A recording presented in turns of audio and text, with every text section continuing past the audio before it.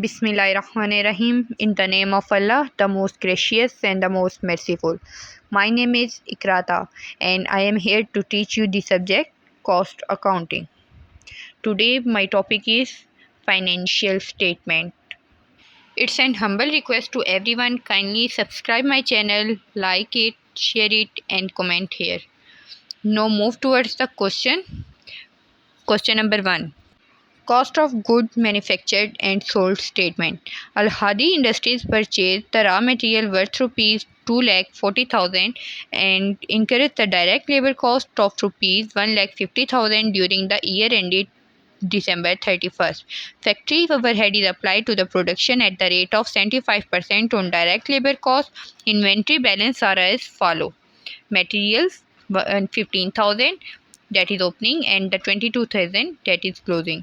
Work in process, that 20,000 is opening and 18,000 is closing. After that, finished good, that is 30,000 and 25,000. Prepare the cost of good manufactured and sold statement in proper form. Now we make the cost of good manufactured and sold statement. Now move towards the format. We write here Al Hadi Industries. We write here cost of good manufactured and sold statement.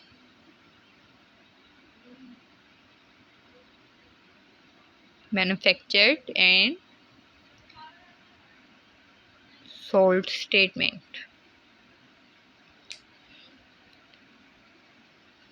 उसके बाद हम लोग लिखते हैं for the year ended December 31st.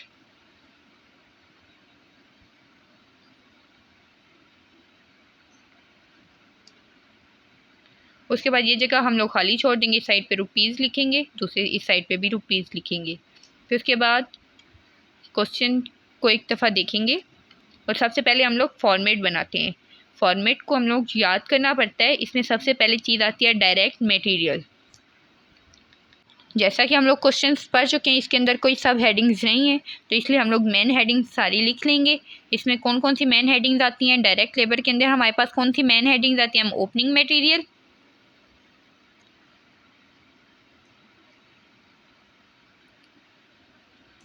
फिर उसके बाद add कर देंगे परचेजेस को, जो मटेरियल हम लोगों ने परचेज किया हुआ है.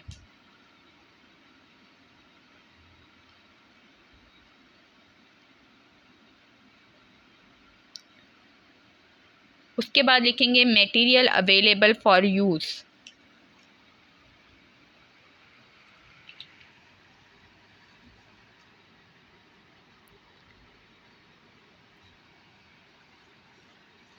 फिर उसके बाद लेस कर देंगे क्लोजिंग मटेरियल को.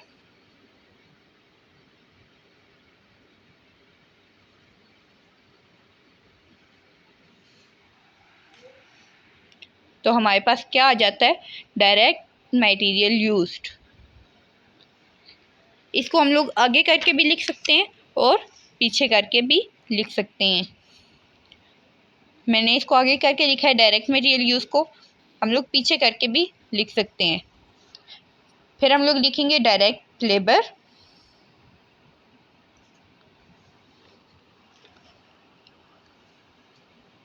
Direct labour.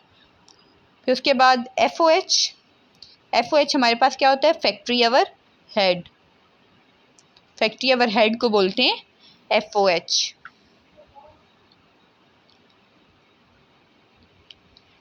उसके बाद टोटल करंट मैन्युफैक्चरिंग कॉस्ट. जब हम लोग direct material use, direct labour और FOH को ऐड करते हैं तो हमारे पास क्या आ जाता है? Total current manufacture use.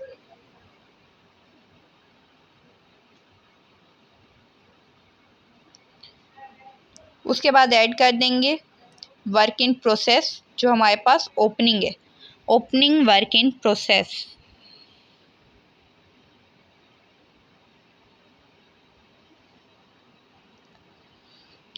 इसको जब हम लोग ऐड करते हैं तो हमारे पास क्या आ जाता है?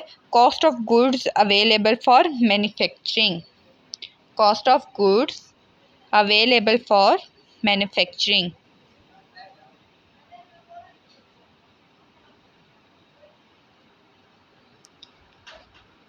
मैन्युफैक्चरिंग, तो उसके बाद हम लोग लेस कर देते हैं,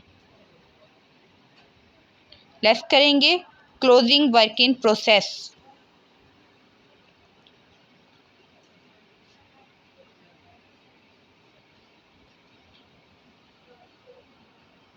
और उसके बाद इसको लेस करने से हमारे पास क्या आता है, cost of goods manufactured. Cost of goods available for manufacturing में से लेस करेंगे क्लोजिंग वर्क इन प्रोसेस, तो हमारे पास आ जाएगा कॉस्ट ऑफ गुड्स मैन्युफैक्चर्ड। उसके बाद ऐड कर देंगे ओपनिंग फिनिश्ड गुड्स, तो हमारे पास क्या आ जाएगा, कॉस्ट ऑफ गुड मैन्युफैक्चर्ड के अंदर ओपनिंग फिनिश्ड गुड्स को ऐड करो तो हमारे पास आ जाता है cost of goods available for sale. Cost of goods, cost of goods available for sale.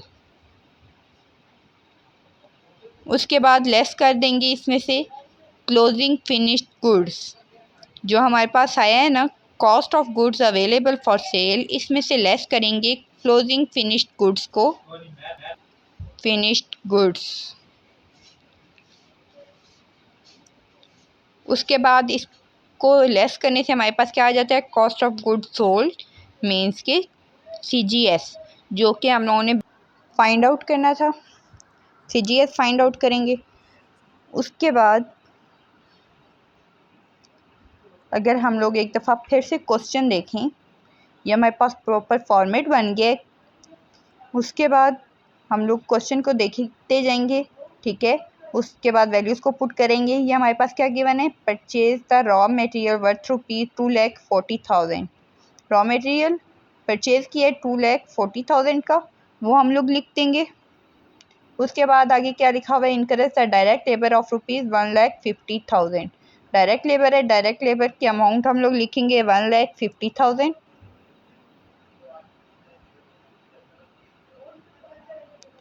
उसके बाद आगे ड्यूरिंग द ईयर एंडेड, फिर factory overhead is applied for the production at the 75% of direct labour cost.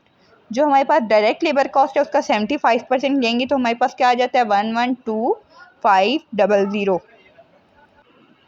फिर उसके बाद next क्या है, inventory balances were as follow. Material हमारे पास ओपनिंग कितना गिवन है, मटेरियल 15,000 ओपनिंग मटेरियल लिखेंगे।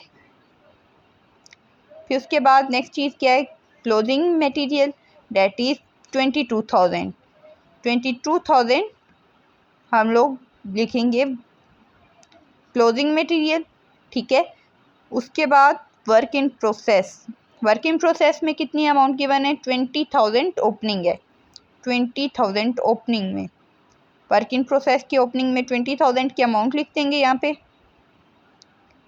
आगे करके लिखेंगे 20,000। उसके बाद वर्क इन प्रोसेस की क्लोजिंग की अमाउंट कितनी गिवन है, 18,000। 18,000 हम लोग इसकी क्लोजिंग अमाउंट लिखेंगे 18,000, ये हम लोग क्लोजिंग साइड पे लिखेंगे। उसके बाद finished goods, finished goods opening है 30,000। ओपनिंग वाली चीज़ों को हम लोग ऐड करते हैं और जो क्लोजिंग वाली होती हैं उनको हम लोग लेस कर देते हैं। उसके बाद फिनिश्ड गुड जो क्लोजिंग है वो है हमारे पास 25,000।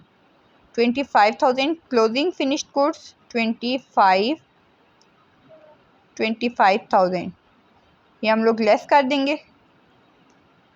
उसके बाद अब इन दोनों को ऐड करेंगे तो हमारे पास आ जाएगा मटेरियल अवेलेबल फॉर यूज़। 15,000 में 240 को ऐड कर दो तो हमारे पास क्या आता है, 0,00552। सही हो गया। 2,55,000 इसमें से लेस कर देंगे 22,000 को तो हमारे पास क्या आएगा, 0,00332। 2,33,000। अब 2,33,000 और 1,50,000, उसके बाद 1,12,500, इन तीनों चीज़ों को ऐड कर देंगे। इन तीनों चीज़ों को ऐड करने से हमारे पास क्या आता है,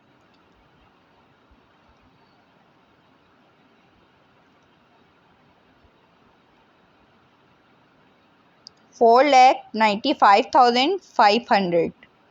उसके बाद इन दोनों चीज़ों को ऐड करेंगे।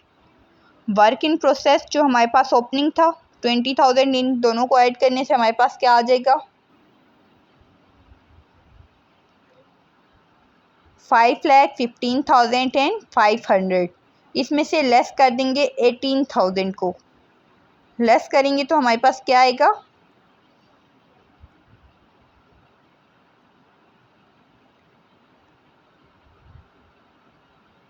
4,97,500।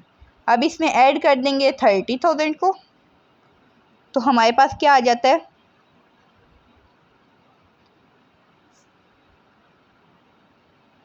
5,27,500।